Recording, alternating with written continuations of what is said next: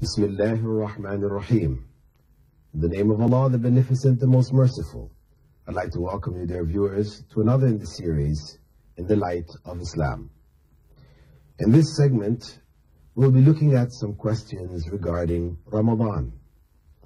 Our listeners have written in asking, first, can we make supererogatory fasts before making up missed obligatory fasts? This question goes or addresses a fundamental principle in Islamic law. That is, the things which are compulsory and the things which are recommended. We call them maybe sunnah or mandub, a variety of different terms. Voluntary acts, though, which are recommended. Which takes precedence? There's a very famous hadith, I would call Hadith Qudsi, in which Allah says, quoted by Prophet Muhammad, that the servant of Allah does not come closer to Allah except by the things which He has made compulsory. And that the servant continues to make voluntary acts of worship until Allah loves him. So the first thing, the thing which is given precedence, is the compulsory. We also have a well-known hadith in which the Prophet ﷺ said regarding the Fajr or morning prayer, or prayers in general actually, if the Iqamah has been given for the prayer, no other prayer will be acceptable except the compulsory prayer. This again is a principle that which was compulsory at that time takes precedence over all else, even over other compulsory things. But whatever is compulsory definitely will take precedence over things which are recommended. So applying this principle here, if we have fast to make up for Ramadan, we've missed these days of fasting for one reason or another, whether traveling or sickness or whatever. These days which were missed from the previous Ramadan are compulsory on us to make up. Therefore, it would be incorrect for us to do voluntary fasts and not do that which was compulsory for us. If one did the voluntary fast first and did the compulsory fast afterwards, it's not to say that this is forbidden. However, it's not the proper way in which to deal with the principle of that which is compulsory and that which is recommended. Because if one did the recommended fasts but didn't do the compulsory and died, they would still die with a debt owing.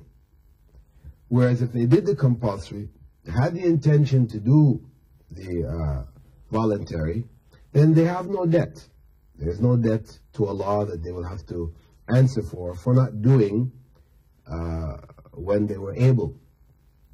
Because as soon as the compulsory fasts of Ramadan are over, that month is complete, and we start now into Shawwal. It is from the first day of Shawwal, right? I mean, actually after the first day, because the first day is the Eid. But after the first day, the requirement for making up the compulsory fast begins. It is compulsory from there on in. So the more we delay it, the more we have put ourselves in a position of weakness before Allah, that we would not have fulfilled something that we were capable of fulfilling. Of course, the compulsory fasts which are missed don't have to be made up, say you missed a week, that you have to make up 7 consecutive days. No, it can be spread. One day, miss a day, one day like this, or, twice a week like this. It could be divided up. However, the sooner we make it, the better. The second question, which Sister Fawzia writes in asking from Ajman, Dear Dr. Bilal, should living relatives of a dead person make up their missed fasts? The Prophet Muhammad ﷺ was asked this question, a man whose parents had died, and he asked whether he should make up fasts which they had missed. And the Prophet Muhammad ﷺ responded by asking him if they had died owing money to other people, would he pay these debts? And the man replied, yes, of course, he's responsible for the debts, he would pay them. And then the Prophet Muhammad ﷺ stated that the debt to Allah has more right to be paid than the debt to people.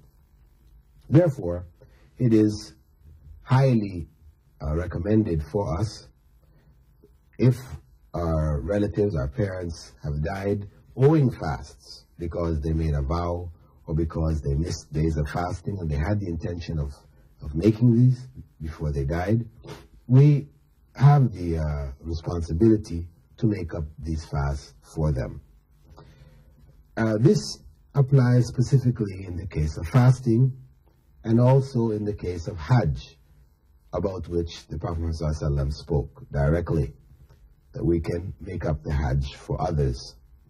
We can do what is known as Hajji Badal. Even somebody is not able to make the Hajj, and they ask somebody else to go and make the Hajj on their behalf, paying for all the expenses involved, etc. But the person does it with the intention that the reward would go to the person who has requested it. And furthermore, of course, this is with the condition that the person who is going to do this Hajji Badal or Hajj on behalf of someone else must have made his own compulsory fast first. Sorry, compulsory Hajj first. So here again is the principle, because the Prophet ﷺ, when he was asked about this by somebody who wanted to go and make Hajj on behalf of somebody else, he asked him first, did you make your own Hajj? You see, because if he hadn't made, or if we have not made our own compulsory Hajj first, then it's not permissible for us to go and make a recommended Hajj on behalf of others. Again, here's our principle of the compulsory taking precedence over the recommended. A third question, which comes regarding Ramadan, is if one accidentally eats or drinks during fasting hours and realizes while food is still in their mouths, should they swallow it or spit it out? That is, one has accidentally eaten or started to drink something, then realized that they are fasting. We know that this doesn't break the fast. To accidentally eat or drink doesn't break the fast. But if we realize it and there's still something of the food in our mouth or something of the drink in our mouth, should we just go ahead and swallow it and then stop from that point? Or should we spit out what is in our mouth? No, we should spit out what is in our mouth because we're conscious of it now. And what is forbidden is the actual swallowing, because it's even permissible for a person who is fasting to taste food. If you're cooking, a woman is cooking food for her family, she's allowed to taste it to see, has it got enough salt or whatever, and she spits it back out without swallowing it. This is permissible. Thank you, very dear viewers, for being with us in this segment of the program, In the Light of Islam, in which we have looked at some questions regarding Ramadan. And in the following segments, we'll continue to look at questions of our viewers who would like some enlightenment with regards to issues that are not necessarily that obvious. Thank you, very dear viewers, and I bid you all farewell. Wassalamu alaikum wa rahmatullahi wa barakatuh.